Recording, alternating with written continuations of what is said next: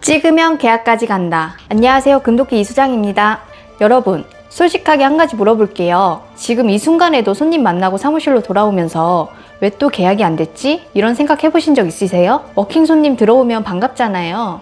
급하게 매물장 열어보고 공동중개 물건도 확인하고 임대인한테 전화해서 사장님 아직 진행 가능하시죠? 확인하고 손님 모시고 임장까지 나갑니다.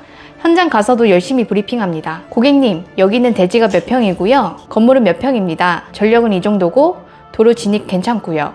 주변 시세 대비 가격도 나쁘지 않습니다. 이렇게 설명했습니다. 그런데 손님은 마지막에 꼭 이렇게 말합니다. 네, 잘 봤습니다. 생각해보고 연락드릴게요. 이 말 들으면 느낌 오잖아요. 아, 이 손님 연락 안 오겠구나. 더 속상한 건 똑같은 지역에서 비슷한 매물로 비슷한 손님을 만났는데 어떤 소장님은 가계약금을 받고 어떤 소장님은 양타까지 만들고 어떤 소장님은 계속 브리핑만 하다가 끝난다는 겁니다. 저도 처음엔 광고가 부족한 줄 알았습니다. 블로그를 더 써야 하나? 매물을 더 확보해야 되나? 네이버 노출을 더 해야 되나? 손님을 더 많이 만나야 하나? 고민했어요. 그런데 수억 원짜리 공장 계약, 상가 임대차, 매매 계약들을 직접 해보면서 느낀 게 있습니다. 계약은 단순히 설명을 잘해서 되는 게 아니었어요. 손님이 왜 이 물건을 찾는지, 무엇을 두려워하는지, 어떤 조건에서 결정할 수 있는지를 먼저 잡아야 계약이 가까워집니다. 오늘 영상에서는 손님은 만나는데 계약이 안 되는 진짜 이유, 그리고 상담을 어떻게 바꿔야 계약으로 연결되는지 아주 현실적으로 말씀드리겠습니다. 그리고 영상 마지막에는 제가 실제 상담에서 쓰는 비밀 꿀팁 하나 알려드리겠습니다. 이 멘트 하나만 잘 써도 손님이 이 소장님은 내 얘기를 제대로 듣는구나 하고 반응이 달라지거든요. 다들 광고 때문인 줄 알지만 진짜 원인은 상담 순서입니다. 많은 소장님들이 계약이 안 되면 제일 먼저 광고를 의심합니다. 요즘 노출이 안 되나? 블로그가 밀렸나? 매물이 부족한가? 물론 광고 중요합니다. 매물 확보도 중요하고 손님 유입도 중요해요. 그런데 진짜 문제는 손님이 들어온 다음부터 시작됩니다. 손님이 어렵게 문의하고 어렵게 시간 내서 임장까지 왔는데 상담 순서가 잘못되면 그 손님은 그냥 지나갑니다. 초보 소장님들이나 실적이 잘 안 나오는 분들은 가장 많이 하는 실수가 있습니다. 손님이 앉자마자 바로 물건 설명부터 시작하는 겁니다. 고객님, 이 물건 진짜 괜찮습니다. 위치도 좋고요. 가격도 절충 가능하고요. 지금 이런 물건 잘 없습니다. 물론 틀린 말은 아닐 수 있습니다. 그런데 손님 입장에서는 아직 내 상황을 말하지 않았어요. 내가 왜 공장을 찾는지, 왜 상가를 알아보는지, 예산이 어디까지인지, 대출은 가능한지, 가족이나 동업자와 상의해야 되는지, 허가가 필요한 업종인지 아무것도 말하지 않았는데 소장님이 먼저 좋다고 하면 그 순간 설득처럼 들립니다. 사람은 설득 당하는 걸 싫어합니다. 하지만 내 선택을 도와주는 사람은 좋아합니다. 그래서 세일즈는 설득이 아니라 진단입니다. 병원에 갔는데 의사가 얼굴 보자마자 약 드릴게요 하면 믿음이 안 가잖아요. 먼저 물어봐야 됩니다. 언제부터 아프셨어요? 어디가 제일 불편하세요? 기존에 비슷한 증상이 있었나요? 중개도 똑같습니다. 공장 손님이며 몇 평 찾으세요? 에서 끝나면 안 됩니다. 어떤 업종 하실 건가요? 전력은 몇 킬로와트 정도 필요하세요? 대형 차량 진입이 필요하세요? 민원 가능성이 있는 업종인가요? 허가 부분은 시청에 확인해 보셨나요? 여기까지 들어가야 합니다. 상가 손님이며 보증금 얼마까지 가능하세요? 보다 어떤 업종이세요? 배달 위주인지 홀 장사 위주인지를 물어봐야 됩니다.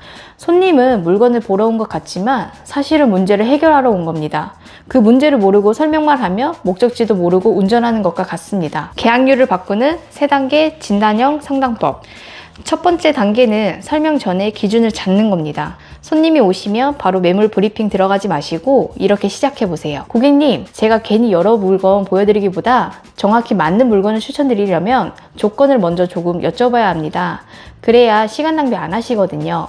이 멘트가 중요합니다. 그냥 질문을 많이 하면 손님이 조사받는 느낌을 받을 수 있는데 정확히 맞는 물건을 추천드리려고 라는 이유를 먼저 말하면 질문이 서비스가 됩니다. 예를 들어 공장 손님이 식품 제조 쪽으로 보려고요 라고 하면 바로 평수 이야기로 넘어가면 안 됩니다. 그러면 상수도, 정화조, 배수, 전력, 민원 가능성, 허가 부분까지 같이 봐야겠네요. 단순 참고하고는 체크 포인트가 다릅니다. 이렇게 말해야 됩니다. 이 한마디만 해도 손님은 이 소장님은 공장을 좀 아는구나 라고 느낍니다. 두 번째 단계는 손님의 거절을 반박하지 않고 번역하는 겁니다. 손님이 월세가 좀 부담되네요 라고 했을 때 바로 그래도 시세보다 쌉니다 라고 말하면 안 됩니다. 그 말이 틀린 말은 아니어도 손님 입장에서는 반박처럼 들립니다. 이럴 때는 먼저 받아줘야 합니다. 맞습니다. 월세가 매달 나가는 고정비다 보니까 부담되실 수 있습니다. 혹시 부담되시는 부분이 월세 자체인지 초기 인테리어 비용까지 같이 보셔서 그런 건지 여쭤봐도 될까요? 이렇게 물어보면 손님의 진짜 고민이 나옵니다. 가격 문제가 아니라 대출 이자 문제일 수도 있고 권리금 회수 걱정일 수도 있고 배우자나 동업자 설득 문제일 수도 있습니다. 세 번째 단계는 손님의 말을 다시 정리해서 확신을 만들어주는 겁니다.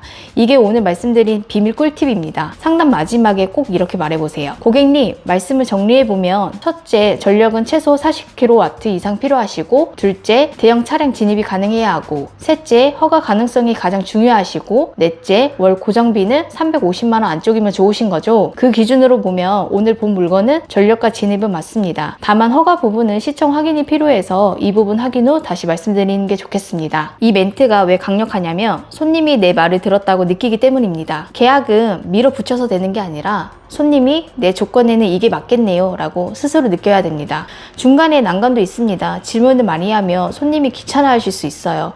그래서 질문은 캐묻듯이 하면 안 되고 리스크를 줄여주는 느낌으로 해야 합니다. 나중에 문제 생기지 않게 지금 미리 확인해 드리는 게 좋겠습니다. 이 말 하나면 질문의 분위기가 완전히 달라집니다. 예전 상담은 대부분 설명형이었습니다. 손님이 월세가 좀 부담되네요 라고 했을 때 바로 그래도 시세보다 쌉니다 라고 말하면 안 됩니다. 그 말이 틀린 말은 아니어도 손님 입장에서는 반박처럼 들립니다. 손님이 오면 내가 가진 매물을 최대한 많이 보여주려고 했습니다. 이것도 있고요, 저것도 있고요, 이건 가격 좋고요, 이건 위치가 좋습니다. 그런데 상담 끝나고 나면 이상하게 남는 게 없습니다. 손님도 헷갈리고 소장님도 헷갈립니다. 손님이 뭘 제일 중요하게 봤지? 가격 때문에 망설인 건가? 위치가 별로였나? 대출이 안 되는 건가? 이렇게 감으로만 판단하게 됩니다. 이게 비포입니다. 열심히는 했는데 기준이 없는 상담입니다. 그런데 진단형 상담으로 바꾸면 완전히 달라집니다. 공장 손님이면 업종, 전력, 층고, 진입로, 민원, 허가, 예산, 입주 시기, 기준이 생깁니다. 상가 손님이면 업종, 주 고객층, 배달 여부, 권리금 회수, 주차, 고정비, 인테리어 비용 기준이 생깁니다. 아파트 손님이면 학교, 출퇴근, 대출, 입주 시기, 가족 구성 기준이 생깁니다. 이 기준이 생기면 손님도 판단이 쉬워집니다. 이 물건은 싸지만 전력이 부족하네요. 이 물건은 월세는 조금 높지만 허가 가능성은 좋아 보이네요. 이 상가는 권리금은 있지만 기존 매출 흐름을 볼 수 있네요. 이렇게 대화가 바뀝니다. 예전에는 손님이 생각해 볼게요 하고 끝났다면 진단형 상담 후에는 다음 액션이 남습니다. 소장님, 그럼 전력 확인되면 바로 연락 주세요. 허가 가능성만 확인되면 진행해 볼게요. 비슷한 조건 나오면 먼저 연락 주세요. 이게 정말 큰 차이입니다. 계약률만 바뀌는 게 아니라 손님 관리가 쉬워집니다. 재상담 확률이 올라가고 소개 가능성도 커집니다. 손님은 결국 자기를 이해해준 사람을 기억합니다. 물건을 많이 설명한 것보다 내 상황을 정리해준 사람을 더 신뢰합니다. 오늘 내용 깔끔하게 정리하겠습니다. 첫째, 계약이 안 되는 이유를 무조건 광고나 매물 탓으로 보면 안 됩니다. 물론 광고도 중요하고 매물 확보도 중요하지만 손님이 들어온 뒤 상담 순서가 잘못되면 좋은 손님도 놓칠 수 있습니다. 둘째, 세일즈는 설득이 아니라 진단입니다. 손님에게 이 물건 좋습니다 라고 말하기 전에 왜 이 물건이 필요하신가요? 를 먼저 알아야 됩니다. 셋째, 설명보다 질문이 먼저입니다. 어떤 업종이세요? 왜 이 지역을 보세요? 결정하실 때 가장 걱정되는 부분은 뭐예요? 가족이나 동업자와 같이 상의하셔야 하나요? 이런 질문들이 상담의 깊이를 만듭니다. 넷째, 손님의 거절을 반박하지 않고 번역해야 합니다. 비싸네요는 단순히 비싸다는 뜻이 아닐 수 있습니다. 대출이 부담일 수도 있고 초기 비용이 부담일 수도 있고 권리금 회수가 걱정일 수도 있습니다. 다섯째, 상담 마지막에는 반드시 손님의 조건을 다시 정리해야 됩니다. 고객님 말씀을 정리해보면 이 멘트 하나가 손님에게 확신을 줍니다. 요즘 중개 현장 정말 쉽지 않습니다. 광고비는 올라가고 손님은 더 많이 비교하고 계약까지 가는 시간은 길어졌습니다. 그래서 더더욱 상담의 밀도가 중요합니다. 예전처럼 매물만 많이 보여준다고 계약되는 시대는 점점 어려워지고 있습니다. 이제는 손님의 상황을 읽고 리스트를 짚어주고 선택 기준을 잡아주는 중개사가 살아남습니다. 소장님들, 힘든 시기지만 방향만 바꾸면 분명히 달라집니다. 오늘부터 손님 오시면 바로 설명하지 말고 딱 한마디만 먼저 해보세요. 고객님, 정확히 맞는 물건을 추천드리려고 있고 몇 가지만 먼저 여쭤보겠습니다. 이 말이 상담의 시작을 바꾸고 상담의 시작이 바뀌며 계약의 결과도 달라집니다. 오늘 영상 도움 되셨다면 좋아요로 응원 부탁드리고요. 댓글로 중계하면서 궁금한 내용을 남겨주세요. 여러분의 댓글 하나하나 꼼꼼히 읽고 실제 현장에서 많이 궁금해하시는 내용을 모아 다음 영상 주제로 만들어 보겠습니다. 구독 누르시고 금도끼 이소장과 함께 공부하고 같이 성장해 나가셨으면 좋겠습니다. 오늘도 끝까지 시청해주셔서 진심으로 감사드립니다. 찍으면 계약까지 간다. 금도끼 이소장이었습니다.